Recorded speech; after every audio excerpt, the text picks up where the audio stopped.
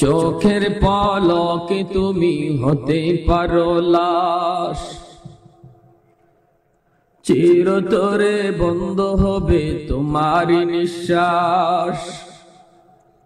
ঠিক না বেঠিক? চোখের পলকে তুমি হতে পারো লাশ, চিরতরে বন্ধ হবে তোমারই নিঃশ্বাস। হবে এলেন তোমারই নাম, হবে এলেন তোমারই নাম মসজিদের মাইকে। বাড়িওয়ালা নাই রে বাড়ি, নাই রে দুনিয়াতে। বাড়িওয়ালা নাই রে বাড়ি, নাই রে দুনিয়াতে। লা ইলাহা ইল্লাল্লাহ।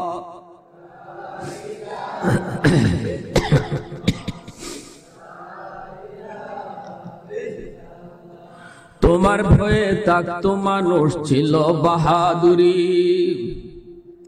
সমাজে এমন মানুষ আসেনি না নাই? তোমার ভয়ে থাকতো মানুষ, ছিল বাহাদুরি। ভাবনি হাওয়ায় ওরা তুমি যে রঙিন ঘুড়ি, সুতোয় টান দিলে মালি,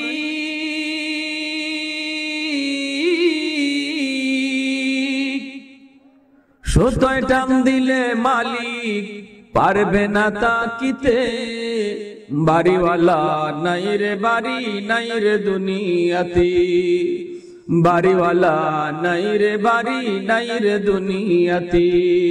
চোখের পলকে তুমি হতে পারো লাশ, চিরতরে বন্ধ হবে তোমারই নিঃশ্বাস। হবে এলাম তোমারই নাম, হবে এলাম তোমারই নাম মসজিদের মাইকে। বাড়িওয়ালা নাই রে বাড়ি, নাই রে দুনিয়াতে। আমরা বড় ভাগ্যবান, নবী পাইলাম শ্রেষ্ঠ, উম্মত হলাম শ্রেষ্ঠ।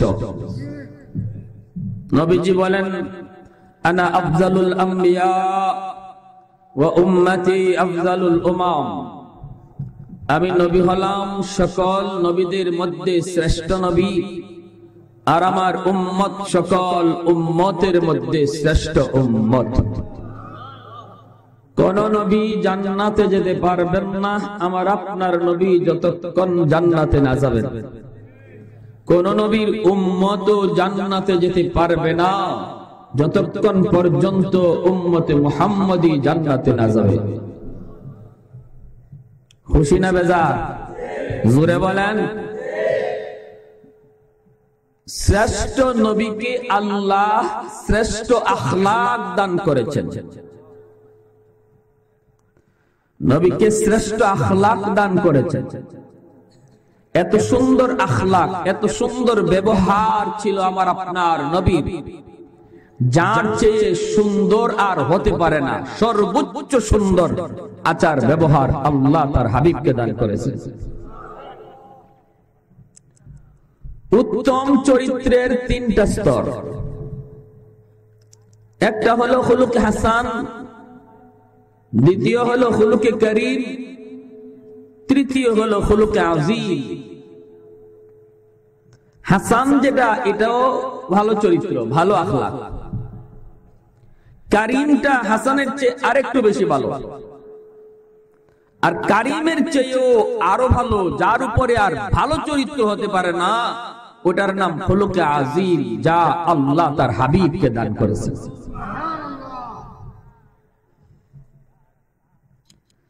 উম্মত যদি দাবি করি, নবীর আশিক যদি দাবি করি, তাহলে নবীর আদর্শ আমার মধ্যে থাকতে হবে। নবীজি বলেন, মুখে দাবি করলে আশিক হয় না, যে আমার আদর্শকে, আমার সুন্নতকে গ্রহণ করে সেই হলো আমার সত্যিকারের আশিক, আর সে আমার সাথে জান্নাতে থাকবে। মান আহাব্বা সুন্নতি ফাকাদ আহাব্বানি ওয়া মান আহাব্বানি কানা মাই ফিল জান্নাহ। হাসান উত্তম, করিম উত্তম, আজিম সর্বোত্তম। খুলুকে হাসান কাকে বলে, খুলুকে করিম কাকে বলে, খুলুকে আজিম কাকে বলে একটু বুঝি। হাসান বলা হয় আপনার সাথে কেউ খারাপ আচরণ করেছে, আপনি তারে মাফ করবেন না, বদলা নেবেন, বদলা। শরীয়তের বিধান হলো ফাজাযাউ সাইয়্যাতিন সাইয়্যাতুম মিসলুহা, তুমি সমান সমান বদলা নিতে পারবা, এক জাররাও বেশি হতে পারবে না। বদলা যদি নিতে চাও তাহলে সমান, এক জাররা বেশি হলে জালেম হয়ে কাঠগড়ায় দাঁড়াইতে হবে। বদলা নিতে যাইয়া একটুও বেশি হবে না, একরিট সমান সমান হবে এমন গ্যারান্টি মজলিসপুরে কেউ দিতে পারবেন না। বরং আমরা দেখি বদলাটা একটু বেশি হয়, কম হয় না, ঠিক না? কিতা হয়, ফানিসিটা দিলে কেন লাগে শরীর দেখাইবে। আপনাদের এলাকায় এই কথা কয়নি? ফানিসিটা দিলে শরীর দেয়া, এটা হইলে আমরা দেশের বদলা। আর শরীয়ত বলে যদি বদলা নিতে চাও, ফানিসিটা দিলে ফানিসিটাই দিতে পারবা, শরীর না। তাও যদ্দূর দিছে অদ্দূর। গালি দিছে, আপনি তার গালি দিবেন, সে যে পরিমাণ দিছে এই পরিমাণ, বেশি না। মারছে, হে যদ্দূর জোরে মারছে অদ্দূরই, বেশি না। কেউ যদি বেশি না দেয়, একরিট সমান সমান বদলা নেয়, এটারও খারাপ চরিত্র কয় না, এটাও ভালোই, খারাপ না। তবে যেহেতু বদলা নেওয়াটা রিস্ক, হাই রিস্ক, বেশি হওয়ার সম্ভাবনা বেশি থাকে, বদলাটা বেশি হওয়ার রিস্ক থাকে, অতএব তুমি এটা যাও না, বদলা নেওয়া যাও না। চলে আসো এর চেয়ে উত্তম চরিত্র যেটা কারীম, খুলুকে কারীম। বলে না, আমার বদলা নেওয়ার ক্ষমতা ছিল, এরপরও নিলাম না, আল্লাহর বান্দা হিসাবে তোরে মাফ করে দিলাম। এটাকে বলে খুলুকে কারীম, বুঝছেন? আর এর চেয়ে উত্তম চরিত্র যেটা কারীমের চেয়ে উত্তম, মাফ করার পরেও আরেকটা উত্তম চরিত্র রয়ে গেছে, সেটা হলো খুলুকে আজিম। কি? যে তারে মাফও শুধু করলাম তা না, মাফ করে দেওয়ার পর এই লোকটার উপকার করার জন্য চেষ্টা করা, আল্লাহর কাছে তার শান্তি হেদায়েতের জন্য দোয়া করা। যেই গুণটার নাম, যে আখলাকটার নাম খুলুকে আজিম, আল্লাহ তার হাবিবকে দান করেছেন। জোরে বলি সুবহানাল্লাহ। ওয়া ইন্নাকা লাআলা খুলুকিন আযীম। পবিত্র কুরআনের মধ্যে আল্লাহ পাক রব্বুল আলামিন সূরা কলম দুইটা কসমকে তার বন্ধুর চরিত্রের সার্টিফিকেট দিয়েছেন। কোন নবীর চারিত্রিক সার্টিফিকেট দিতে আল্লাহ কসম খান নাই, কিন্তু আমার আপনার নবীর উত্তম চরিত্রের সার্টিফিকেট আল্লাহ দুইটা কসম খায়া দিয়েছেন। কয়টা কসম?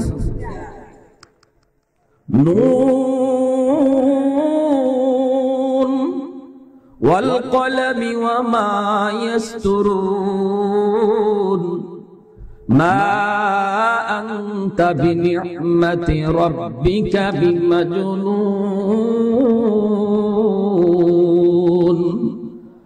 আল্লাহ পাক রব্বুল আলামিন বলেন, আমি কলমের কসম খেয়ে বললাম, কলমের লেখার কসম খেয়ে বললাম, বন্ধু আমার বেদিন বেঈমানের দল তোমাকে পাগল কয়, পাগল, কিন্তু না না বন্ধু, আমি আল্লাহ বলতেছি তুমি পাগল নও, তুমি হলে নিয়ামত ওয়ালা নবী। তামাম দুনিয়ার সমস্ত মানুষ যদি আমার আপনার নবীকে নবী না মানে, তামাম দুনিয়ার সমস্ত মানুষ যদি আমার আপনার রাসূলকে রাসূল না মানে, নবীর নবুয়তি কি চলে যাবে? চলে যাবে। কারণ ভোট দিয়া নবী বানাই না, জনগণ উল্টে গেলে ক্ষমতা চলে যাবে, এটা জনগণের ভোটাভুটির মাধ্যমে হয় নাই। আল্লাহ যাকে নির্বাচন করেন তাকে নবী বানান, ঠিক না বেঠিক? জোরে বলেন। জনগণের নির্বাচনে নবী হয় না, জনগণের ভোটের মাধ্যমে কেউ রাসূল হয় না। আল্লাহ পাক বলেন, বন্ধু আমার, তামাম দুনিয়ার সমস্ত মানুষ যদি তোমাকে নবী হিসাবে না মানে, তোমাকে রাসূল না মানে, তোমার বিন্দু পরিমাণও কম হবে না বন্ধু। কারণ আমি আল্লাহ, আমি আল্লাহ, আমি আল্লাহ তোমাকে রাসূল হিসাবে মেনে নিয়েছি। মুহাম্মাদুর রাসূলুল্লাহ ওয়াল্লাযীনা মা'হু আশিদ্দাউ আলাল কুফফার রুহামাউ বাইনাহুম। আল্লাহ পাক আমার আপনার নবীকে রাসূল হিসাবে স্বীকৃতি দিয়েছেন। নবীর রাসূল হওয়ার জন্য, নবী হওয়ার জন্য এটাই যথেষ্ট। এরপরেই মালিক বলেন, তামাম দুনিয়ার সমস্ত মানুষ যদি আমি আল্লাহকে আল্লাহ না মানে, সবাই যদি মিছিল করে কয় আল্লাহ মানি না, আল্লাহ মানি না, খোদা মানি না, খোদা মানি না, আল্লাহ পাকের খোদাইয়ের বিন্দু পরিমাণও কম হবে না, খোদাইও চলে যাবে না। কারণ কেউ ভোট দিয়ে আল্লাহরে আল্লাহ বানায় নাই, কেউ ভোট দিয়ে খোদারে খোদা বানায় না। আল্লাহ পাক বলেন, তারপরেও আমি আল্লাহ, আমি খোদার জন্য এটাই যথেষ্ট হয়ে গেছে। আমার হাবিব একজন মহামানব নবী মুহাম্মদুর রাসূলুল্লাহ সাল্লাল্লাহু আলাইহি ওয়াসাল্লাম, আমি আল্লাহকে আল্লাহ মাইনা মদিনাতুল মুনাওয়ারায় রওজায়ে আতহারে শুয়ে আছে, এটাই আমার জন্য যথেষ্ট হয়ে গেছে। এ ভাইরা আমার, খুলুকে আযীম কাকে বলে? খুলুকে আযীম বলা হয় মন্দ চরিত্রের জবাব মন্দ দিয়া দিবে না, উত্তম চরিত্র দিয়া দিবে। মায়ার নবী, দয়ার নবী, রহমতের নবী হযরত আলী রাদিয়াল্লাহু তাআলা আনহুকে নিয়ে রওনা দিয়েছেন। খাসাইসুল কুবরা নামক কিতাবের মধ্যে লিখেন, নবীজি যাইতেছেন এমন একটা জনপদ, ওই জনপদের কাছে যাওয়া মাত্রই একজন মানুষ দৌড়ায় নবীজির কাছে আসলো, এসেই বলতেছে, ইয়া রাসূলুল্লাহ, ইয়া হাবিবাল্লাহ, আমি বড় টেনশনে পড়ে আপনার কাছে এসেছি গো মায়ার নবী। নবী বলেন, কি টেনশন তোমার? টেনশন হলো আমার এলাকার সমস্ত মানুষ হলো ইহুদি, অভাব যায় না, দুর্ভিক্ষ যায় না। আমি ওদেরকে বললাম কালেমা পড়ে মুসলমান হয়ে যাও, আল্লাহ চাহে তো অভাব দূর করে দিবেন। অভাব দেন কে? অভাব দূর করার ক্ষমতা একমাত্র কার? আরো জোরে বলি কার? দারিদ্রতা দেন কে? দারিদ্র বিমোচনের ক্ষমতা একমাত্র কার? অতএব কেউ যদি কয় আমি দারিদ্র বিমোচন করব, এই সরকার দারিদ্র বিমোচন করবে, এটা শিরকি কথা, কুফরি কথা। এ ভাইরা আমার, মায়ার নবী, রহমতের নবী রাস্তায় দাঁড়িয়েছেন। লোকটা যা বলে, ইয়া রাসূলুল্লাহ, সবাইকে আমি বলেছি তোমরা কালেমা পড়ে মুসলমান হয়ে যাও, আল্লাহ চাহে তো অভাব তোমাদের দূর করে দিবেন। সবাই আমার কথায় কালেমা পড়ে মুসলমান হয়েছে, কিন্তু নবী গো, তাদের অভাব যায় না, দুর্ভিক্ষ তাদের যায় নাই। এখন তারা সবাই উল্টে গেছে, বলতেছে তোর কথায় কালেমা পড়ে মুসলমান হয়েছি অভাব দূর হওয়ার আশায়, কিন্তু কই অভাব তো গেল না। তুমি এইবার আমাদেরকে সাহায্য করো, সহযোগিতা করো। যদি তুমি সহযোগিতা না করো, আমরা সবাই আবার একসাথে ইহুদি ধর্মে ঢুকে পড়ব। নাউজুবিল্লাহ, জোরে কোন। ইমানদারদেরকে আল্লাহ পাক মাঝে মাঝে অভাব দিয়া, বিপদ আপদ দিয়া ইমানের পরীক্ষা নেন, ঠিক না বেঠিক? ওয়ালা নাবলুওয়ান্নাকুম বিশাইইম মিনাল খাউফি ওয়াল জূ ওয়া নাকসিম মিনাল আমওয়ালি ওয়াল আনফুসি ওয়াস সামারাত ওয়া বাশশিরিস সাবিরিন।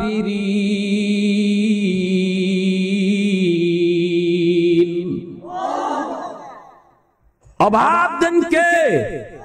দূর করার ক্ষমতা একমাত্র কার?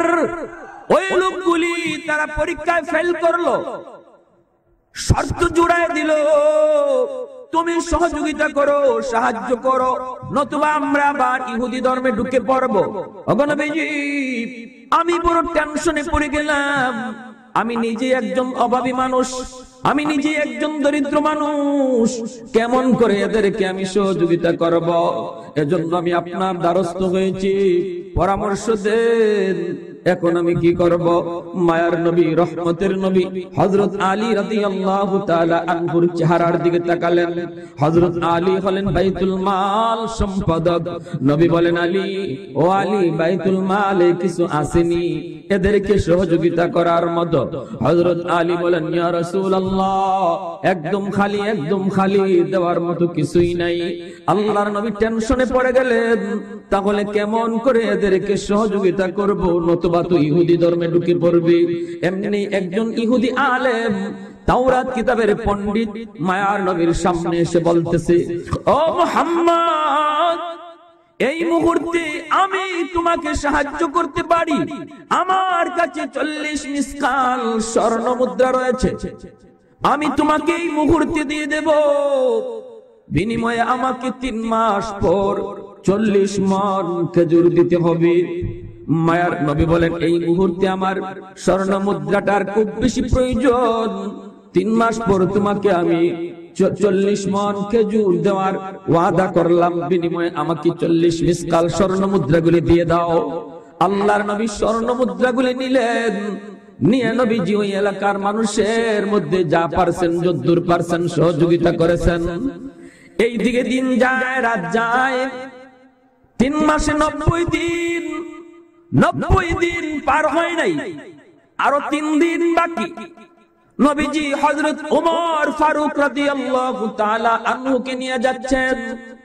হঠাৎ করে ওই ইহুদি আলেম মায়ার নবীর সামনে সেই রাস্তা আটকায় দিল, ব্যারিকেড দিয়া দিছে। ব্যারিকেড দিয়া কয়, মুহাম্মদ, এই মুহূর্তে আমার খেজুর দাও। নবীজি বলেন, তোমার খেজুর দেওয়ার টাইম তো 90 দিন, আরো 3 দিন তো বাকি আছে। মনে আছে আমার খেজুর দেওয়ার কথা? মনে আছে, আমি ভুলে যাই নাই। ইহুদি আলেম কয়, মুহাম্মদ, আমি 3 দিন বুঝি না, এখন দেও, এখন। আচরণটা ভালো না খারাপ? আরো জোরে বলেন, ভালো না খারাপ? আল্লাহর নবী যতই বুঝান ও খালি ততই আপারে ওঠে।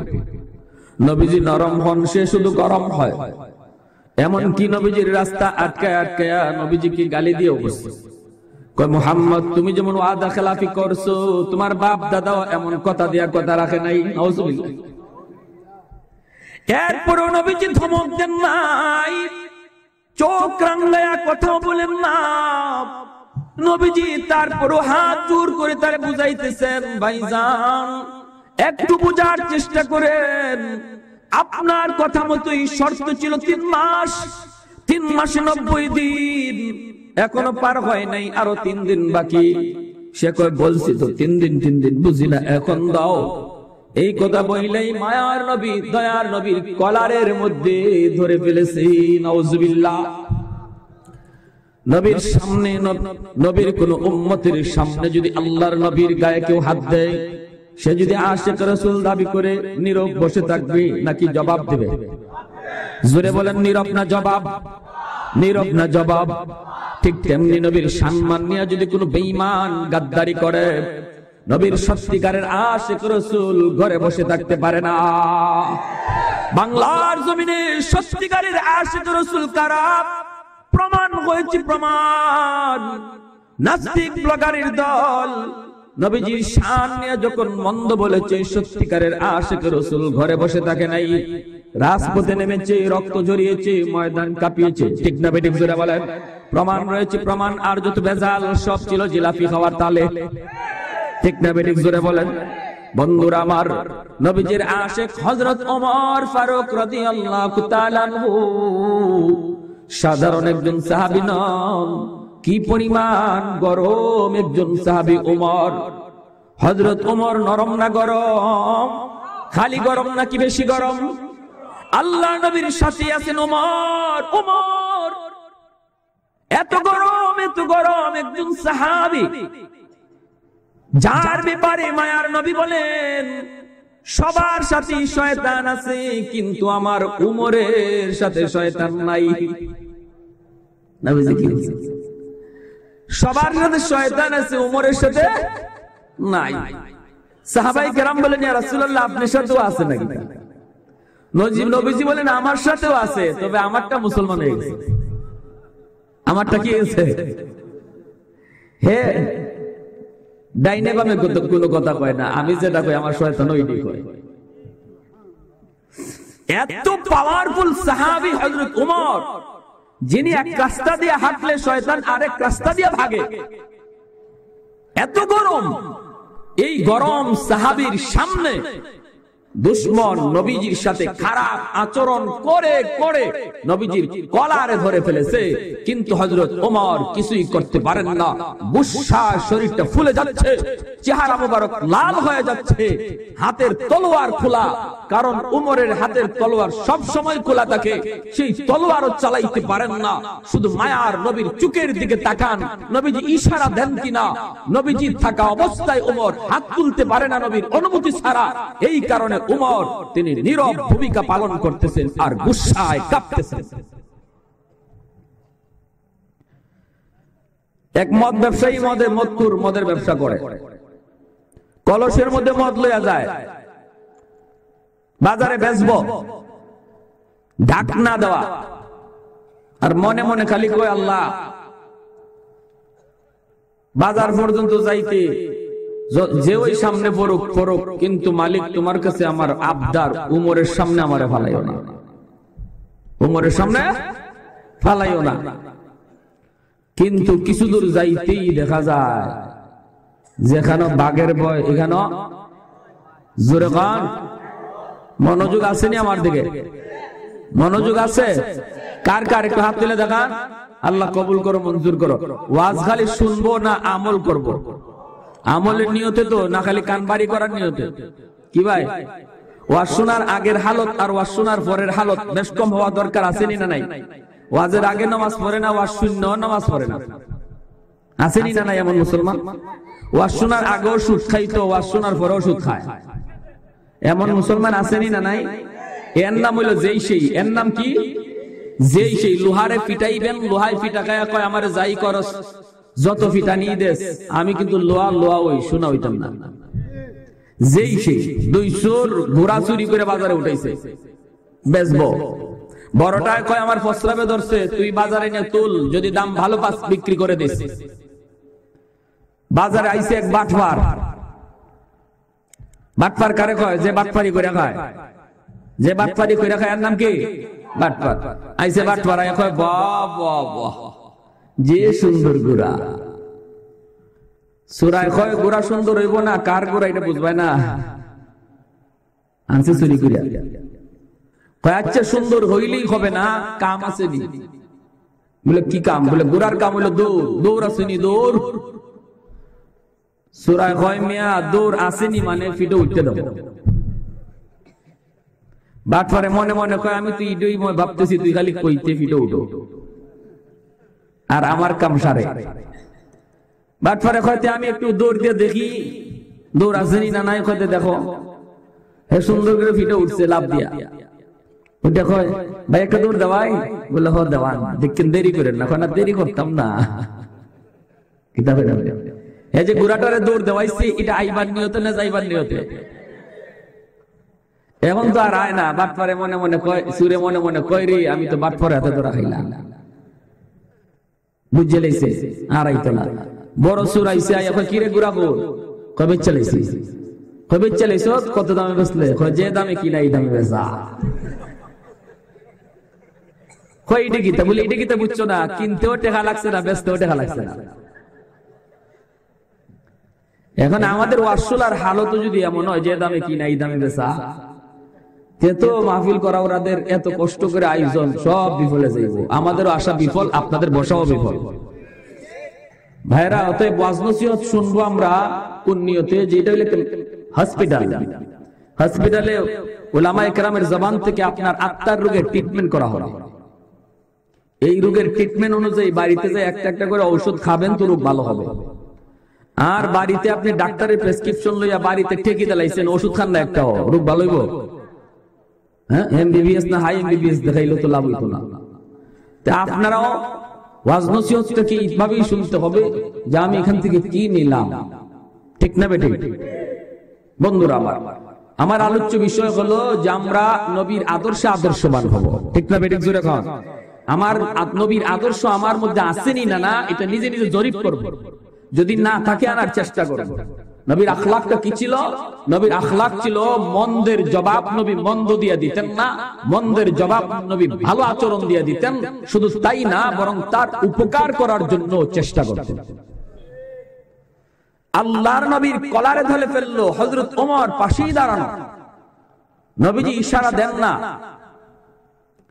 আর হযরত ওমর অপেক্ষা আছেন। ওই যে বলতেছিলাম, লোকটা যখন যায় মদের কলস লইয়া বাজারে বেচবো, যার ভয়ে ভয়ে যাইতেছিল হঠাৎ থেকে সেই সামনে, এখন তো কলিজায় পানি নাই, রাস্তার কিনারায় কিনারা দিয়ে কোন রকম যাওয়ার চেষ্টা করে, আর খালি আল্লাহর কাছে দোয়া করে, মালিক, ও মালিক, জীবনের লাগি এই মদ বেচা আর মদ খাওয়া তওবা করলাম, আল্লাহ তুমি আমারে আজকের মতো উমরের হাত থেকে বাঁচাও।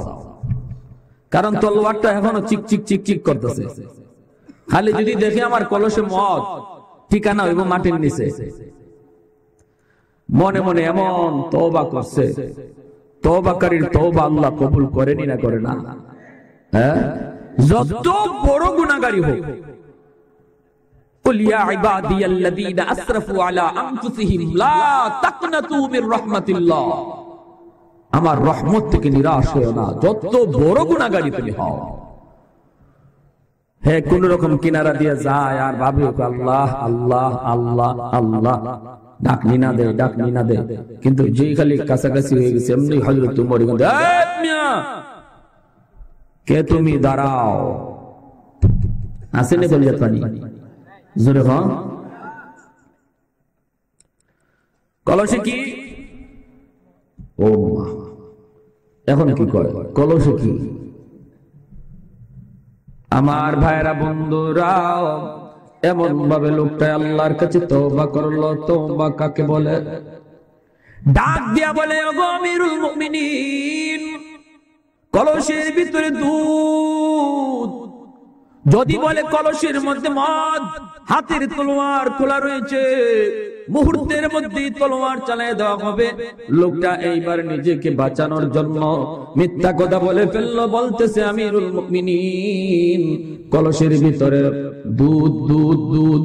এইবার মনে মনে ভাবতেছিল, এরপরেও হযরত ওমর আমাকে ছেড়ে দেয় কিনা, এই কথা বলে কিনা, ঠিক আছে তুমি চলে যাও, ঢাকনানি সরাইতে না বলে, তবুও তো মনটা প্রাণটা বেঁচে গেল। কিন্তু না না, তা হলো না। হযরত ওমর বলেন, দুধ নাকি অন্য কিছু দেখতে হবে, ঢাকনা সরাও। হাতটা সামনের দিকে বাড়ায় বাড়ায় বাড়ায়, ঢাকনা সরাবে, কিন্তু হাতে কাঁপে, বডিতে কাঁপে, কারণ সে তো জানে কলস বড় মদ, বাঁচার জন্য বলেছে দুধ। সামনের দিকে হাত নেয়, চোখ থেকে টপ টপ করে পানি পড়ে, অন্তর থেকে এমন ভাবে আল্লাহর কাছে কাঁদলো। ডাকনাটার কাছে যখন হাতটা তার গেল, যাওয়া মাত্রই ডাকনাটা সরাইয়া তাকায়া দেখেন হযরত ওমর, আর ওই মদের ব্যবসায়ী তাকায়া দেখি কলস ভরা মদ, আল্লাহ পুরা মদটাকে দুধ বানায়া দিছে।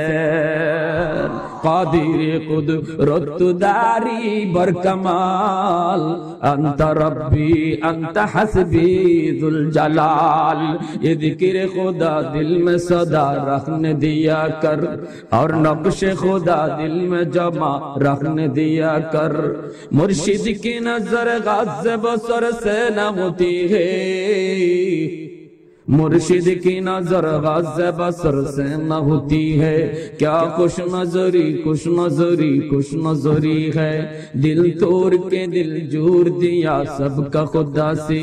क्या दिल शिकानी दिल शिकानी दिल शिकानी है। जोरे बोले अल्लाहु আকবার।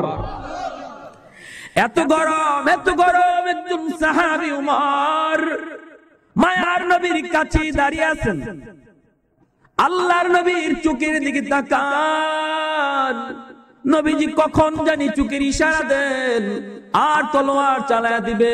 কিন্তু না না, মায়ার নবী তো উমরের দিকে তাকান না, লোকটার দিকে তাকাইয়া নবী শুধু হাত জোর করে বুঝাইতেছেন, কিন্তু বুঝ মানে না। এক পর্যায়ে আল্লাহর নবী হযরত ওমর ফারুক রাদিয়াল্লাহু তাআলা আনহুর চেহারার দিকে তাকালেন। তাকায়া দেখেন ওমরের চোখগুলি বড় বড় হয়ে গেছে, চোখগুলি লাল লাল হয়ে গেছে। মায়ার নবী, দয়ার নবী তখন ডাক দিয়া বলেন, ওমর ওমর, চোখ নিচের দিকে নামাও। সে পাওনাদার, দুই কথা বলতেই পারে, তোমার আমার রাগ করা উচিত নয়। আল্লাহ নবী আদর্শ শিখালেন, আদর্শ পাওনাদার দুই কথা বলতেই পারে, যার হক তুমি নষ্ট করেছো সে তোমাকে দুই কথা বলতেই পারে, তোমার আমার জবাব দেওয়া উচিত নয়। এটা নবীর আদর্শ নয়, নবীর আদর্শ নয়। আল্লাহর নবী বলেন, ওমর, পাওনাদার যদি অন্যায় করে তবুও বলতে পারে, তোমার আমার রাগ করা উচিত নয়। কাছে আসো, কাছে আসো। মায়ার নবী কাছে ডাক দিয়ে আনলেন। আইনা নবী বলতেছেন, ওমর কানে কানে শোনো, এখনই তাকে 40 মণ খেজুর তাকে বাইতুল মাল থেকে দিয়ে দাও, আর দেবার সময় 10 সের খেজুর তাকে বেশি দিও। আখলাক কাকে বলে? খুলুকে আযীমের নমুনা। দুশমনের সাথে মায়ার নবী খারাপ আচরণ করেন নাই, কিন্তু বড় কষ্ট দুঃখ, আজকে মুসলমান কত বড় হায়না হলে পড়ে, কত বড় হিংস্র জানোয়ার হলে পড়ে। টঙ্গীর ময়দানে ছোট ছোট হাফেজে কোরআনের রক্ত জড়ায়। এ ভাইরা আমার, ছোট ছোট হাফিজ, ছোট ছোট বাচ্চাগুলি আল্লাহর কোরআন পড়তেছে। টঙ্গীর ময়দানের ভিতরে যে হিফজখানা, ওই হিফজখানার ছাত্রগুলি ছোট ছোট শিশু বাচ্চা আল্লাহর কোরআন পড়তেছে। পড়া অবস্থায় যাইয়া তাদেরকে আঘাত শুরু করছে। কারো মাথা ফেটে, হাত কেটে রক্তের ফোঁটা আল্লাহর কালামে পাকের পাতাগুলি লাল হয়ে গেছে। ছোট ছোট বাচ্চাগুলির হাতে উঠাইয়া উপর করে মাটিতে আছাড় মেরেছে, কাউকে উড়াইয়া তুরাগ নদীতে ফেলায় দেন। এই আচরণ কোন মানুষের না হাইওয়ানের? জোরে বলেন, মানুষ এমন আচরণ করতে পারে না, হাইওয়ানের মতো আচরণ করেছে উলামায়ে কেরামের সাথে। উলামায়ে কেরাম কার ওয়ারিস? আর জোরে বলেন, কার ওয়ারিস? নবীর ওয়ারিস। আল উলামা ওয়ারাসাতুল আম্বিয়া। উলামায়ে কেরাম নবীর ওয়ারিস। নবীজি বলেছেন, আমি চলে যাব, এরপরে এই উম্মতের জিম্মাদারি আদায় করবে উলামায়ে কেরাম। প্যারে হাজিরিন, মেহমান আসছেন, বয়ান হবে। যে কথা বলতেছিলাম আমি, আজকে টঙ্গীর ময়দান উলামায়ে কেরামের রক্তে লাল। কারা? ছোট ছোট বাচ্চা। আমার মাদ্রাসার যে ছাত্র আহত হয়েছে, উস্তাদও একজন আহত হয়েছে, পরিষ্কার বলছে যে ছাত্রগুলি কোরআন তিলাওয়াত করতেছিল। এ ভাই, আমার ছেলে আজকে আমার কাছে ঘুমায়, আমার শিশু বাচ্চাটাকে খাওয়ার সময় আমি তুলায় তুলায় খাওয়াই, আমার বাচ্চারা ঘুমানোর সময় মশারি টানায় দেই, আমার বাচ্চা ঘুমানোর সময় তার বিছানা নিজের হাতে মা করে দেয়, বাবা করে দেয়। কিন্তু আজকে যে সকল শিশু বাচ্চাগুলি সেই বাপ মার মহব্বত কুরবানি দিয়া টঙ্গীর ময়দানের এই ছোট ছোট বাচ্চাগুলি যারা আজকে মাদ্রাসায় কোরআন শিখতেছে, দ্বীন শিখতেছে, সেই ছেলেটা কখন খায় কেউ তার খবর নেয় না। ঘুমানোর সময় তার বিছানা করে দেওয়ার লোক নাই, মশারিটা নিজের হাতে টানাইতে হয়। এই বাচ্চাগুলির রক্ত যারা ঝরিয়েছে বাংলার জমিনে, আমরা নির্দ্বিধায় বলতে পারি, এই হায়েনাদের বিচার বাংলার জমিনে যথাযথ বিচার। কে কে দাবি করেন একটু হাত তুলে দেখান।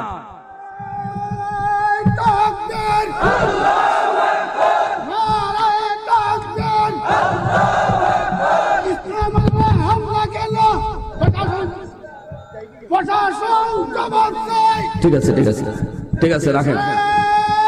আমার ভাইরা শুনেন, কষ্ট বলা হয় যে উলামায়ে কেরাম কয় তবলিগের কিতাব বুঝে, কয় আলিম উলামারা তবলিগের কিতাব বুঝে।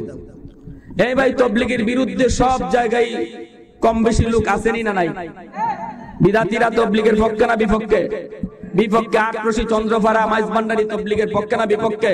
বিপক্ষে। এদের সাথে কোরআন হাদিস দিয়া যত বহস, যত আলোচনা, যত বিতর্ক করেছে উলামায়ে কেরাম, ঠিক না বেঠিক জোরে বলেন? উলামায়ে কেরাম মিম্বরে বসে বসে দাওয়াতে তবলিগের পক্ষে জোরালো বক্তৃতা দিয়েছেন। তারা দাওয়াতে তবলিগের পক্ষে কখনো নিজের পিঠ দিয়েছেন, কখনো নিজের হাত ব্যবহার করেছেন, কখনো নিজের রক্ত ঝরেছে। আর সেই আলেম উলামারা কি তবলিগ কিতা বুঝে? মনে রাখবেন, কোন কালেই উলামায়ে কেরামের রক্ত যেই সময়ে যেই কালেই ঝরেছে, এই রক্ত বৃথা যায় নাই। এর নতিজা, এর ফলাফল উলামায়ে কেরামের পক্ষে এসেছে, ঠিক না বেঠিক জোরে বলেন?